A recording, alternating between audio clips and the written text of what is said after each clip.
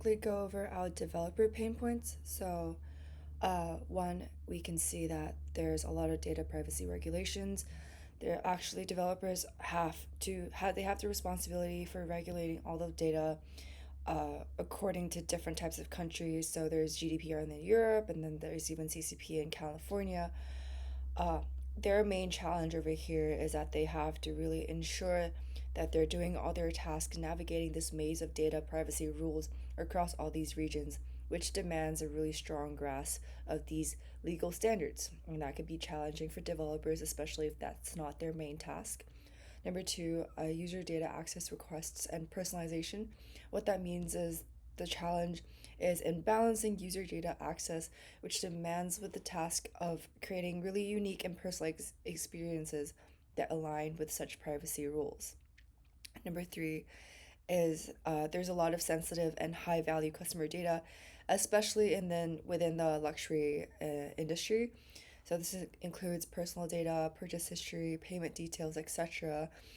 Over here, you can see that the developers have this responsibility of making sure that such information doesn't get leaked from cyber attacks, etc. And they have to prioritize the security, which can result, and if there's data breaches, it can result in severe legal and reputational consequences.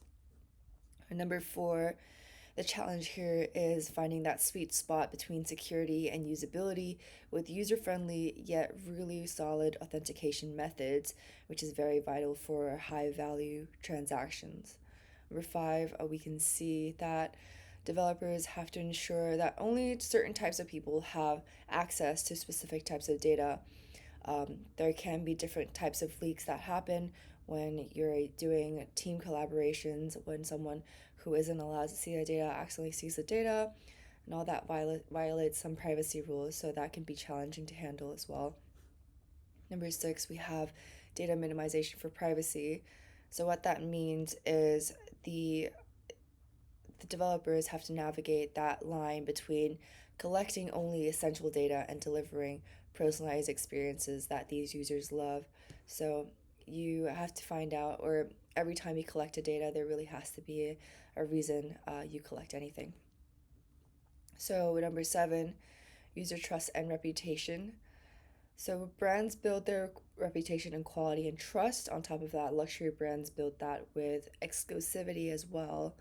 So, excuse me, what we can see is app developers are actually tasked with building such protection for user data and privacy, which is really crucial to maintaining this reputation and the brand's appeal. So, if they don't have this trust and reputation that is highly dependent on the developers, then a lot of these brands will not be able to not survive, but be successful as they are. Number eight, have data integrity and accuracy. So what we see over here is developers need to ensure data accuracy is there, because this means offering easy mechanisms for users to maintain that accurate information and avoiding data and they need to avoid data inaccuracies for potential legal complications. Number nine, we have international data transfer.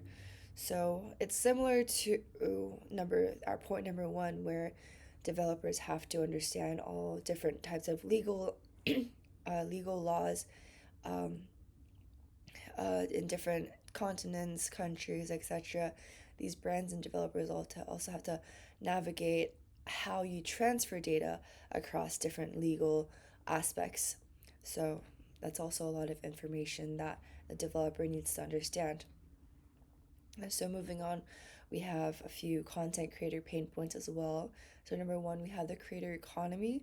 So what that means is there's actually this economy that has been created between the platforms that these creators post on versus these content creators. A lot of these content creators actually don't have that understanding of the relationship between what they are like and the platforms that they're posting on. So it is very much a contracted relationship. Number two, community and audience. So there's this idea of depth versus width. Many content creators believe that as long as you have that viral video, you get your career started off, and you're there, you're in the industry, and that's kind of like with you're hitting a lot of people, but that's not really true because uh, many people see these viral videos, but that attention is very short lived, and people move on to the next very quickly. So, what you really need is this depth where you can nurture a smaller group of people for a longer period of time, and over time, you build that community and audience for you. Yes, but that can be difficult.